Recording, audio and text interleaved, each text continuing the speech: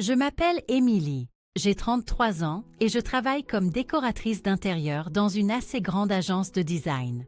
Le salaire est bon et, pour tout dire, j'adore ce que je fais. Mais cette histoire ne concerne pas vraiment mon travail. Elle parle de la plus grande décision que j'ai prise dans ma vie d'adulte et de la façon dont elle a, en gros, fait exploser toute ma famille. Il y a environ 6 mois, j'ai décidé d'acheter une maison. Pas n'importe quelle maison, cela dit. J'ai trouvé cette bâtisse qui tombait littéralement en ruine. Les photos de l'annonce étaient terribles. La peinture s'écaillait de partout. Le jardin ressemblait à une jungle. Et honnêtement, l'ensemble criait au gouffre financier. Mais vous savez quoi? Elle avait du potentiel. Et plus important encore, elle avait un jardin. J'avais vécu toute ma vie d'adulte en appartement et j'en avais plus qu'assez. Je voulais mon propre espace, mon propre lieu où je pourrais faire tout ce que je voulais. Le prix était dérisoire à cause de son état, donc je pouvais réellement me permettre le prêt immobilier. Mes parents ont cru que j'avais perdu la tête. « Émilie, mais à quoi tu penses ?» m'a dit ma mère quand je le leur ai annoncé au dîner du dimanche. « Tu pourrais trouver un bel appartement avec tout de déjà fait. Pourquoi voudrais-tu t'embarquer dans tous ces travaux ?» Mon père s'est contenté de secouer la tête. « Cette maison va engloutir tout ton argent et tout ton temps. » Même mon jeune frère, Jacques, a ajouté son grain de sel. « Sérieusement, Émilie, prends juste un appartement neuf ou un truc du genre. Ça a l'air d'être un cauchemar. » Sa femme, Sarah, était là aussi, comme d'habitude. Elle n'a pas dit grand-chose, mais je la voyais lever les yeux au ciel chaque fois que je parlais de mes projets. Sarah a toujours eu tendance à juger tout ce que je fais. C'est le genre de personne qui agit comme si elle savait tout mieux que tout le monde, même si elle n'a jamais eu de vrai travail, et passe le plus clair de son temps à essayer de devenir une influenceuse ou je ne sais quoi. Mais je me fichais de ce qu'ils pensaient tous. Je voulais cette maison. Je pouvais voir au-delà de tous les problèmes ce qu'elle pourrait devenir. Et honnêtement, j'étais excitée à l'idée de la rénovation. Je travaille tout le temps avec des équipes de construction pour mon métier, donc je savais que je pourrais obtenir de l'aide quand j'en aurais besoin. Alors, j'ai acheté la maison, obtenu l'approbation du prêt, signé tous les papiers, et soudain, j'étais propriétaire. Le jour où j'ai eu les clés, je me tenais dans ce salon en piteux état, et j'ai ressenti une immense vague d'enthousiasme. C'était à moi. La rénovation a duré 6 longs mois, épuisant et coûteux. J'ai fait certaines choses moi-même. La peinture, la décoration de base, l'aménagement paysager. Pour les plus gros chantiers, j'ai engagé des professionnels. Mais voilà le truc. Les artisans qui travaillent avec mon agence m'ont fait un prix d'amis incroyable sur la main-d'œuvre. Ils m'ont facturé pratiquement la moitié de leur tarif normal, parce que nous collaborions tout le temps. Cela m'a fait économiser des milliers d'euros. Je vivais pratiquement chez le roi Merlin. Mes week-ends étaient consacrés à arracher la vieille moquette, à choisir des couleurs de peinture et à en apprendre bien plus sur la plomberie que je n'aurais jamais voulu en savoir. Il y a eu des moments où j'ai sérieusement remis ma santé mentale en question. Comme lorsque j'ai découvert que tout le système électrique devait être refait, ou quand il a plu pendant 3 jours d'affilée et que j'ai découvert une fuite dans le toit. Mais petit à petit, tout a commencé à prendre forme. Les murs ont reçu une nouvelle couche de peinture, les parquets ont été rénovés. J'ai installé de nouveaux luminaires, modernisé la cuisine et transformé ce jardin aux allures de jungle en quelque chose de vraiment agréable. Chaque semaine, l'endroit était un peu plus beau et j'étais de plus en plus fière de ce que j'accomplissais. C'est à ce moment-là que j'ai décidé d'organiser une pendaison de crémaillère. Je suis allée dîner chez mes parents pour inviter tout le monde. Jacques et Sarah étaient là, comme d'habitude. Ils louent un minuscule appartement et sont toujours chez mes parents pour les dîners du week-end. J'organise une pendaison de crémaillère samedi prochain, ai-je annoncé après que nous ayons fini de manger. J'adorerais que vous veniez tous voir la maison maintenant qu'elle est terminée. C'est là que Sarah a ri. Pas un rire sympathique, en plus. C'était méchant et mesquin. « Je ne veux pas aller dans cette porcherie », a-t-elle dit, riant encore comme si elle venait de faire la blague la plus drôle du monde. J'étais complètement sous le choc. Je veux dire, qui dit une chose pareille? En fait, j'y ai fait de grosses rénovations, ai-je dit, en essayant de garder ma voix calme. Mais si tu ne veux pas venir, tu n'es pas obligé. Le visage de Sarah est devenu tout rouge et elle s'est tue. Elle ne m'a plus adressé la parole du reste de la soirée, restant assise à bouder comme une enfant. Mes parents et Jacques avaient l'air mal à l'aise, mais ils ont promis de venir. Honnêtement, Il n'avait pas l'air très enthousiaste. La fête a commencé à 18 h le samedi. Mes collègues, mes amis et mes voisins sont arrivés à l'heure. Tout le monde se promenait en disant à quel point la maison était magnifique, posant des questions sur différents choix de design, complimentant le travail que j'avais accompli. La fête se passait très bien, sauf que ma famille n'était pas là. 1 heure a passé, puis 1 heure et demie. Je commençais à penser qu'ils m'avaient complètement laissé tomber quand j'ai finalement entendu des voitures se garer dehors. Mes parents, Jacques et Sarah, se sont approchés de la porte d'entrée et je pouvais voir sur leur visage qu'ils s'attendaient au pire, comme s'ils pensaient être sur le point d'entrer dans une sorte de zone sinistrée. Mais à la seconde où ils ont mis un pied à l'intérieur, leurs expressions ont complètement changé. « Oh mon Dieu, Émilie !» a dit ma mère, regardant partout avec de grands yeux. « C'est magnifique. Tu as un goût merveilleux. » Je me suis sentie tellement justifiée à ce moment-là. Enfin, ils pouvaient voir ce vers quoi j'avais travaillé. Mais ensuite, j'ai remarqué Sarah. Elle se promenait, mais au lieu d'admirer quoi que ce soit, elle cherchait clairement des problèmes. Elle scrutait les coins, passait son doigt sur les surfaces, plissait les yeux devant la peinture. C'était pathétique, vraiment. Elle essayait si fort de trouver quelque chose qui n'allait pas, mais il n'y avait rien à critiquer. Puis elle a disparu à l'étage pendant un moment. Quand elle est redescendue, elle a annoncé assez fort pour que tout le monde à proximité l'entende. « La couleur de ta chambre principale est horrible. Je repeindrai ça sans hésiter. » Je lui ai souri.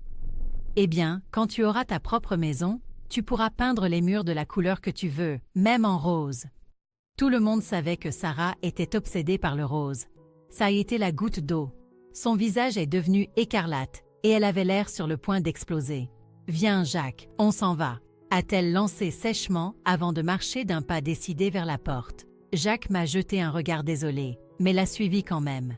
Mes parents avaient en l'air embarrassés et déçus, mais ils sont partis aussi, en secouant la tête. La fête a continué sans eux, et honnêtement, c'était mieux comme ça. Après le désastre de la pendaison de crémaillère, j'ai pensé que ma famille aurait besoin d'un peu de temps pour se calmer.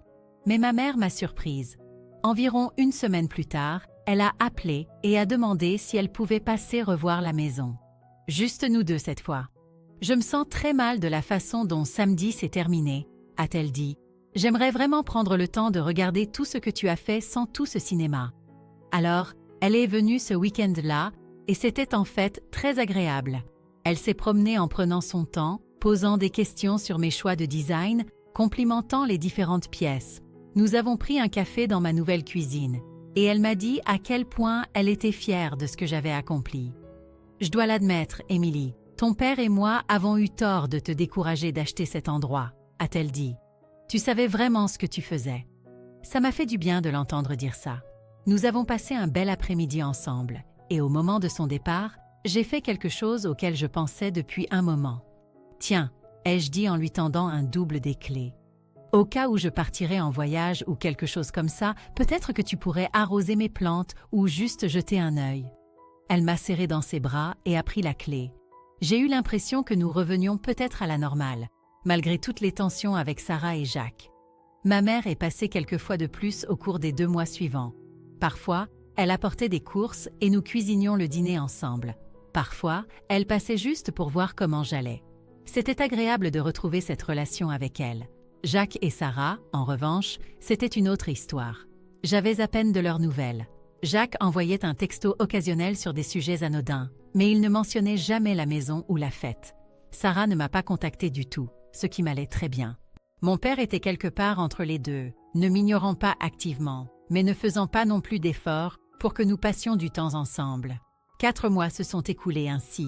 J'étais installée dans ma routine, j'adorais ma maison, je profitais de mon espace. Le travail se passait bien, je sortais avec quelqu'un de manière informelle, et la vie semblait plutôt belle.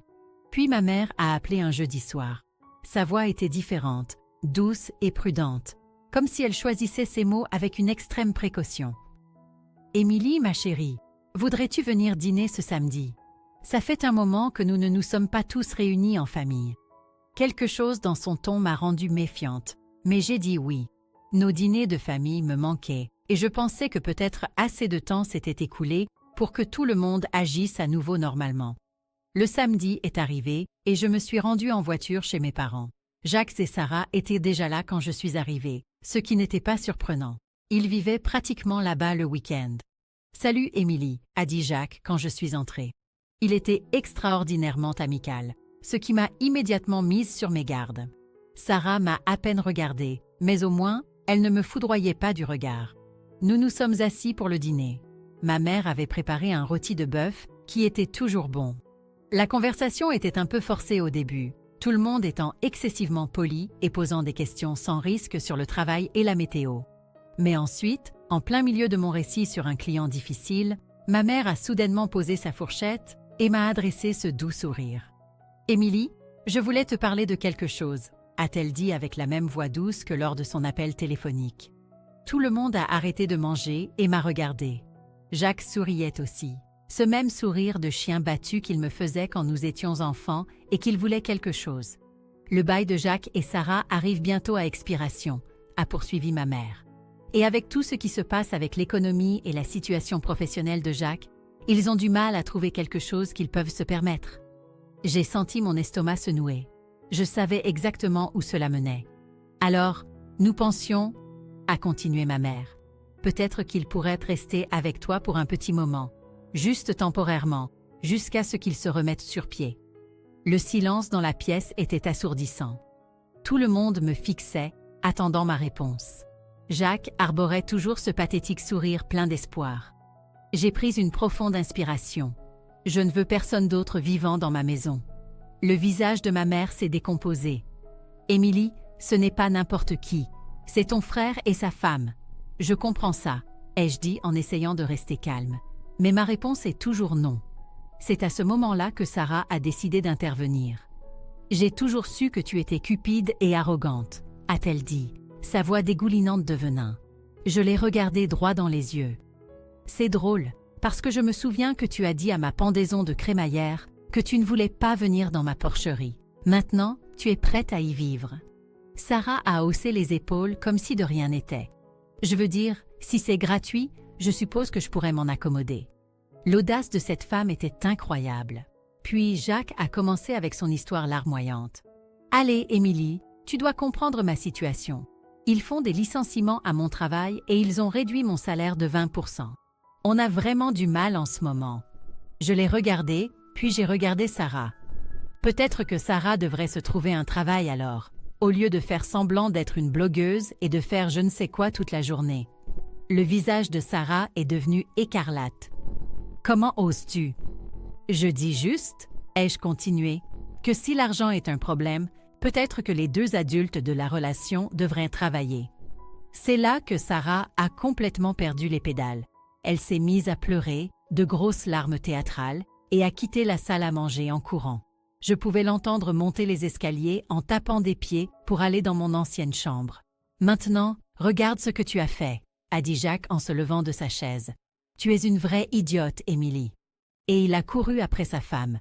Mes parents sont restés assis là, me lançant tous les deux des regards déçus, comme si j'étais la pire fille du monde.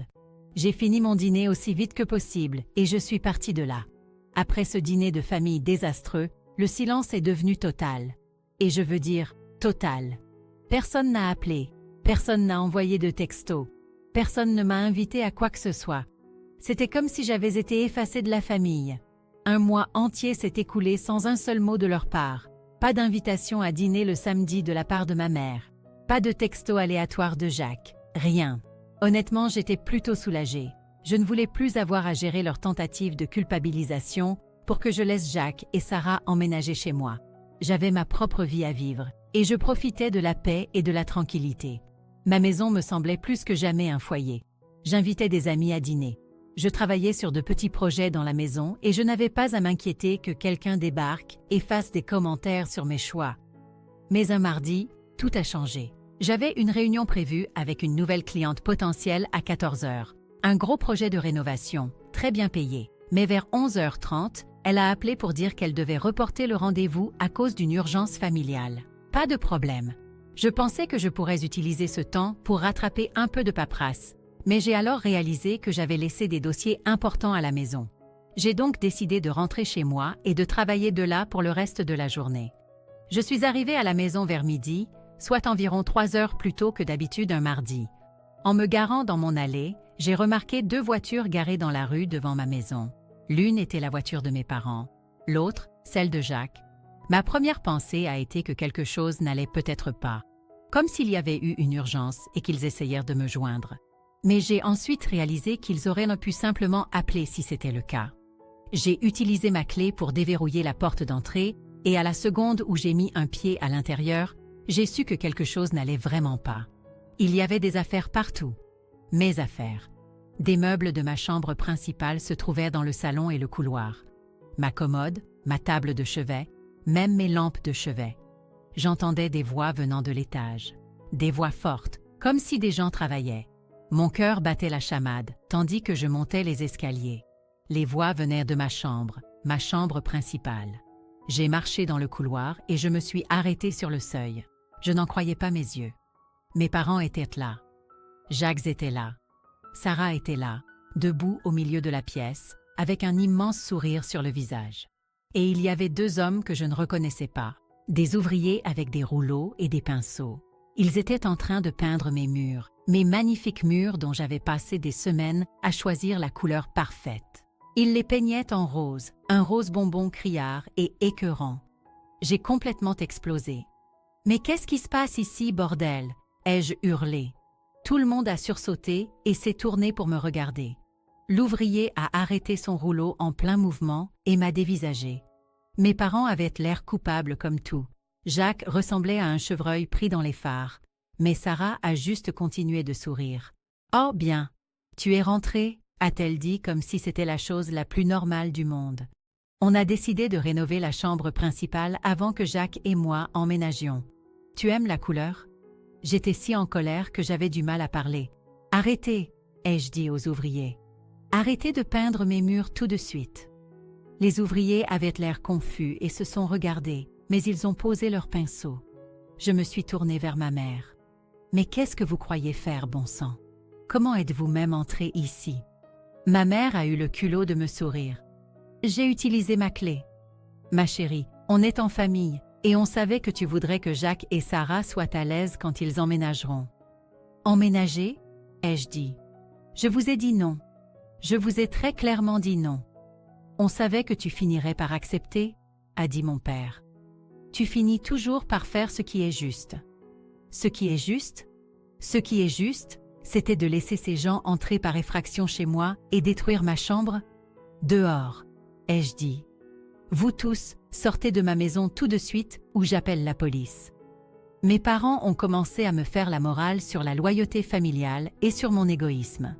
Jacques criait que je ne comprenais pas sa situation et que je devrais l'aider. Sarah me traitait d'égoïste et d'ingrate. Les ouvriers, des gars intelligents, ont remballé leurs affaires très vite et sont partis. Ils voyaient bien que la situation allait empirer. « Je suis sérieuse », ai-je dit quand les ouvriers sont partis. « Dehors, maintenant, ou je vous mettrai moi-même dehors physiquement. » Ils m'ont tous regardé comme si j'étais folle, mais quelque chose dans ma voix a dû les convaincre que je ne plaisantais pas. Un par un, ils sont sortis de ma chambre, ont descendu les escaliers et sont sortis par la porte d'entrée. Je suis restée là, au milieu de ma chambre, à regarder les murs. La moitié d'entre eux était encore de la belle couleur grise que j'avais choisie. L'autre moitié était de ce rose horrible qui me donnait envie de vomir. Je tremblais de colère, mais je savais que je devais agir vite. Ces gens avaient là prouvé qu'ils ne reculeraient devant rien pour obtenir ce qu'ils voulaient. Et je ne pouvais pas laisser cela se reproduire. D'abord, j'ai appelé l'un de mes artisans, Michel, qui a fait plusieurs chantiers pour moi et qui habite tout près. « Michel, j'ai besoin que tu viennes changer mes serrures tout de suite, » ai-je dit. « C'est une urgence. » Pendant que j'attendais Michel, je suis allée au magasin de bricolage et j'ai acheté de la peinture, exactement la même couleur que j'avais choisie à l'origine pour ma chambre. J'allais réparer ce gâchis ce soir même, quitte à y passer la nuit. Michel est arrivé et a changé toutes mes serrures, porte d'entrée, porte de derrière, même celle du garage. Après son départ, j'ai passé le reste de la soirée et une bonne partie de la nuit à repeindre ces murs. J'étais épuisée et furieuse, mais j'étais déterminée à effacer toute trace de ce qu'ils avaient fait. Quand j'ai finalement terminé vers 2 heures du matin, ma chambre avait de nouveau l'air normal. Mais j'étais trop sur les nerfs pour y dormir, Alors je me suis effondrée dans la chambre d'amis.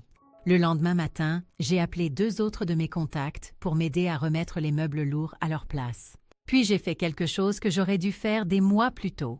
J'ai appelé une société de sécurité. Je veux des caméras sur tout le périmètre de ma maison, leur ai-je dit, et un système d'alarme complet, des détecteurs de mouvement, des capteurs de porte, tout. Ils sont venus le jour même et ont tout installé. Des caméras couvrant chaque angle de ma propriété, des détecteurs de mouvement, des capteurs sur les portes et les fenêtres. La totale. Le système était connecté à une application sur mon téléphone pour que je puisse tout surveiller à distance. Pour la première fois depuis des semaines, j'ai eu l'impression de pouvoir respirer à nouveau. Ma maison était sécurisée, mes serrures étaient inchangées, et si quelqu'un essayait de refaire ce genre de coup, j'aurais des preuves vidéo. Le système de sécurité s'est avéré être le meilleur investissement que j'ai jamais fait, et je l'ai découvert bien plus tôt que je ne l'aurais cru. C'était seulement quelques jours après l'installation. J'étais assise à mon bureau au travail, en train d'examiner des plans de design, quand mon téléphone s'est mis à vibrer. L'application de sécurité m'envoyait des alertes. Mouvement détecté. Tentative d'entrée par la porte principale.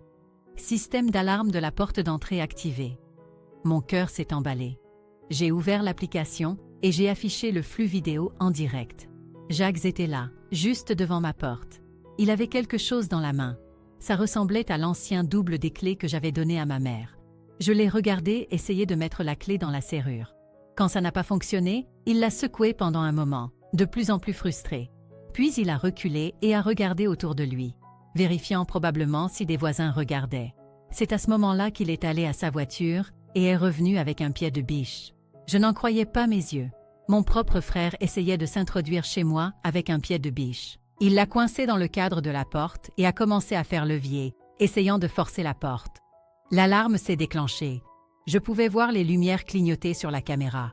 Jacques a dû l'entendre aussi car il a soudainement arrêté ce qu'il faisait, a regardé autour de lui avec panique, a jeté le pied de biche et a couru vers sa voiture. Il a démarré en trombe comme si sa vie en dépendait.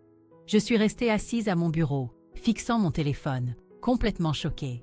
Je veux dire, je savais que les choses allaient mal entre nous, mais je n'aurais jamais pensé que Jacques essaierait réellement de s'introduire chez moi par effraction. C'était un comportement criminel.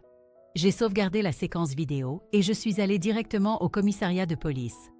Je veux porter plainte pour tentative d'effraction, ai-je dit à l'officier à l'accueil. Ils m'ont prise au sérieux quand je leur ai montré la vidéo. On pouvait voir clairement le visage de Jacques. On pouvait le voir essayer la clé. On pouvait le voir avec le pied de biche. Il n'y avait aucun moyen de nier ce qu'il avait fait. J'ai déposé la plainte et leur ai donné toutes les séquences. Ils ont dit qu'ils me contacteraient pour la suite des événements. Je suis rentrée chez moi ce soir-là avec le sentiment d'avoir fait ce qu'il fallait, mais aussi avec une certaine tristesse. C'était mon frère, vous savez, mais il avait franchi une ligne qu'on ne franchit tout simplement pas. Le samedi soir, mon téléphone a sonné. C'était ma mère et elle hurlait avant même que j'aie eu le temps de dire bonjour. « Émilie, qu'as-tu fait ?» La police est venue chez nous et a arrêté Jacques. Ils ont dit que tu avais porté plainte, affirmant qu'il avait essayé de s'introduire chez toi. Il a essayé de s'introduire chez moi, ai-je dit calmement. J'ai la preuve vidéo. Tu dois y aller tout de suite et retirer cette plainte, a-t-elle hurlé. C'est de ton frère dont on parle? Peut-être que mon frère n'aurait pas dû essayer de s'introduire chez moi avec un pied de biche.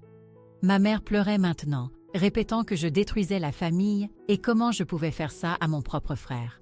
Je retirerai la plainte, ai-je dit, mais seulement si vous promettez tous de me laisser tranquille. Plus de visites impromptues chez moi, plus d'essais pour me faire accepter qu'ils emménagent, plus de cinéma. Vous me laissez complètement tranquille. Elle a accepté immédiatement. Oui, oui, tout ce que tu veux. S'il te plaît, retire juste la plainte. Après que j'ai raccroché, mon téléphone n'a pas arrêté de sonner. Mon père, Jacques, Sarah, ils appelaient et envoyaient des textos, me suppliant de retirer la plainte, promettant qu'ils ne me dérangeraient plus jamais si seulement j'allais à la police et que je retirais ma plainte. Les textos étaient assez désespérés. « S'il te plaît, Émilie, on promet de te laisser tranquille. Retire juste la plainte. Je suis désolée. J'ai merdé. Je ne le referai plus jamais. Aide-moi juste cette fois. On le jure sur nos vies. On ne te contactera plus. S'il te plaît, arrange ça. » Je les ai laissés mariner toute la nuit. Mais le lendemain matin, je suis retournée au commissariat et j'ai retiré ma plainte. Jacques a été libéré le jour même. Il s'est avéré qu'il n'avait jamais eu de vrais ennuis, pas de casier judiciaire. Alors ils l'ont juste interrogé et l'ont laissé partir avec un avertissement. Mais c'était suffisant pour lui flanquer la peur de sa vie. Et vous savez quoi? Ça a marché. Après ça, personne de ma famille ne m'a contacté. Pas un seul appel, pas un seul texto, rien. C'était comme s'ils avaient enfin compris que j'étais sérieuse quand je disais que je voulais qu'on me laisse tranquille. 6 mois se sont écoulés dans une paix totale. Pas de drame, pas de culpabilisation, pas de visite surprise. Je pouvais rentrer du travail et savoir que ma maison serait exactement comme je l'avais laissée. Je pouvais partir en week-end sans m'inquiéter de revenir et de trouver ma chambre repeinte en rose. Je commençais même à oublier tout ce drame familial quand je suis tombée sur ma cousine Lise au supermarché. Nous nous étions toujours bien entendus, mais je ne lui avais pas parlé depuis avant que tout ce bazar ne commence. « Émilie, oh mon Dieu, comment vas-tu » a-t-elle dit en me serrant dans ses bras. Je me demandais comment tu allais. Nous avons discuté quelques minutes du travail et de la vie, puis elle a abordé le sujet de la famille. « Alors, j'ai entendu dire que Jacques et Sarah vivent chez tes parents maintenant » a-t-elle dit. Ta mère a mentionné que Sarah est enceinte. Ça doit être excitant. Enceinte? Eh bien, cela expliquait beaucoup de choses. Ouais. Ta mère a dit qu'ils ont vraiment des difficultés financières. La situation professionnelle de Jacques ne s'est pas améliorée. Et maintenant, avec un bébé qui arrive? Lise a secoué la tête. Ça me fait de la peine pour eux, mais je suppose que tes parents sont heureux de les aider. J'ai juste hoché la tête et fait quelques commentaires évasifs. Je n'allais pas me lancer dans toute l'histoire avec Lise au milieu du rayon des céréales. Mais en rentrant chez moi, j'ai repensé à ce qu'elle m'avait dit. Jacques et Sarah vivaient avec mes parents. Sarah était enceinte. Jacques avait toujours des problèmes de travail et d'argent, et mes parents géraient tout ça. Est-ce que je me sentais coupable? Peut-être un peu, mais surtout, je me sentais soulagée que ce ne soit pas mon problème à résoudre. J'avais fait le bon choix en achetant ma maison. J'avais fait le bon choix en la rénovant comme je le voulais. J'avais fait le bon choix en ne les laissant pas emménager avec moi. Et j'ai définitivement fait le bon choix en installant ce système de sécurité et en portant plainte quand Jacques a franchi la ligne. Ma maison est toujours aussi belle. J'aime toujours y rentrer chaque jour. Je me sens toujours fière quand je regarde autour de moi ce que j'ai accompli. Et je n'ai pas à le partager avec qui que ce soit que je ne veux pas. Certaines personnes pourraient penser que cela fait de moi quelqu'un d'égoïste ou de méchant. Mais vous savez quoi? Je m'en fiche. J'ai travaillé dur pour ce que j'ai, et j'ai tout à fait le droit de le protéger. Ma famille a fait ses choix et j'ai fait les miens. Je ne suis pas responsable de la résolution de leurs problèmes ou de les laisser profiter de moi simplement parce que nous partageons le même ADN. Je me suis défendue, ainsi que ma propriété, contre des gens qui pensaient pouvoir me marcher dessus. Et je le referai sans hésiter une seconde. Parfois, il faut se choisir soi-même, même quand c'est difficile, même quand les autres vous traitent d'égoïste, même si cela signifie perdre des relations que vous pensiez importantes. Fin de l'histoire.